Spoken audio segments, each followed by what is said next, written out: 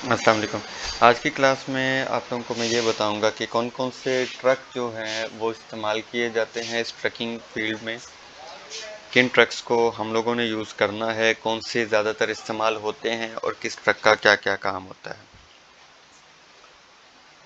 ये फाइल भी आप लोगों को ग्रुप में सेंड कर दी जाएगी। एक चीज़ ये ध्यान में रखिएगा कि जिस तरह हमारे आमतौर पर कंटेनर्स वगैरह होते हैं, कंटेनर्स जा रहे होते हैं, कभी आप लोगों ने देखा होगा, वो कंटेनर वाला हिस्सा जो होता है उसे हम लोग ट्रेलर कहते हैं। और ये आगे वाला हिस्सा, ये जो जितना होता है जिसमें सिर्फ ये स्टार्टअप के पहिए लगे होते हैं, जिसका कंटेनर से ताल्लुक नहीं होता, उसको हम लोग ट्रक बोलते हैं। तो ट्रक ये अगला हिस्सा होता है और पिछला कंटेनर वाला हिस्सा जो होता है उसे ट्रेलर कहा जाता है। तो ट्रक नंबर और होता है, ट्रेलर नंबर और होता है, ये बात ध्यान में रखिएगा। सबसे ज्यादा इस्तेमाल होती है हमारे पास में ड्राई वैन, खुश्क और वैन। इसमें ये देखिए कि जो इतना हिस्सा है ये हमारा ट्रक है और ये बाकी हिस्सा जो है ये ट्रेलर का है।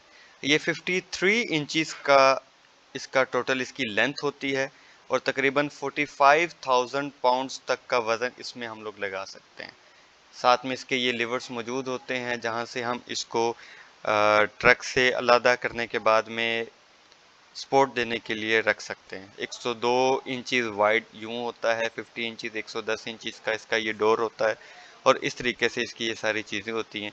ज़्यादा इसकी डिटेल में नहीं हमने जाना, सिर्फ हमने इसको ये ज़हन में रखना है कि कितने इंचज का है, कितने पाउंड्स इसमें जा सकते हैं और इसका नाम क्या होता है, इस चीज़ को हम लोग देख रहे होते हैं। फिर एक ट्रक हमारे पास में आ जाता है रेफ्रिजरेटेड।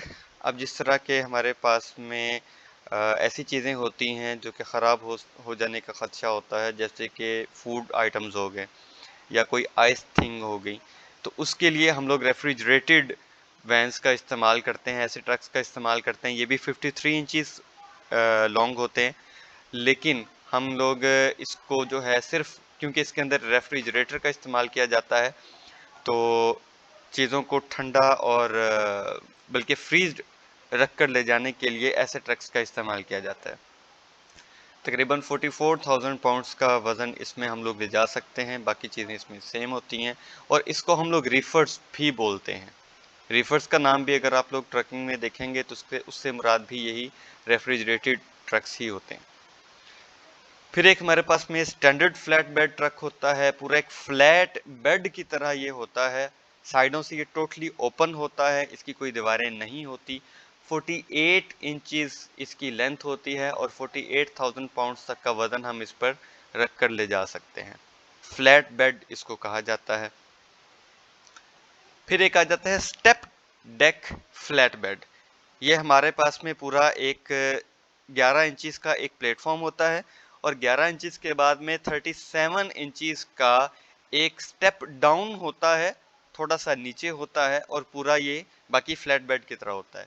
इसमें 42,500 पाउंड्स तक का वजन हम लोग लगा सकते हैं।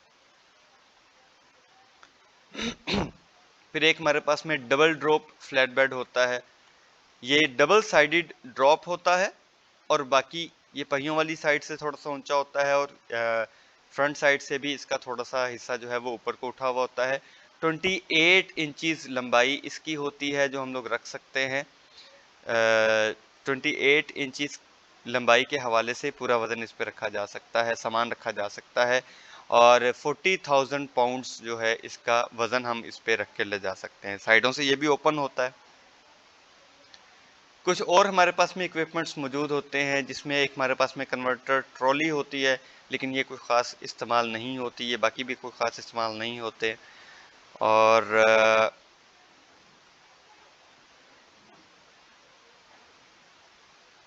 हमारे पास में यही ज़्यादा इस्तेमाल होते हैं।